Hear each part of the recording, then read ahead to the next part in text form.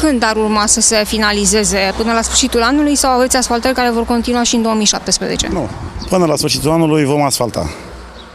Avem în proiect să asfaltăm toate ulițele Comunei Drăguțești, toate ulițele și toate drumurile.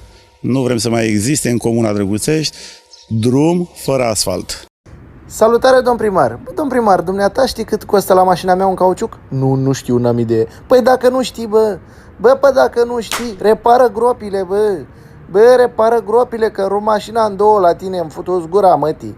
Repară gropile, Următoarea investiție și una care chiar îmi este dragă și este de suflet este aceea cu asfaltarea în Comuna Drăguțești.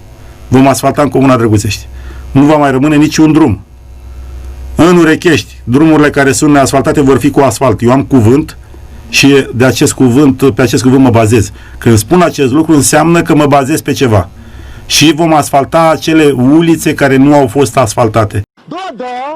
Da. Hai, mai taie din ele de le drept.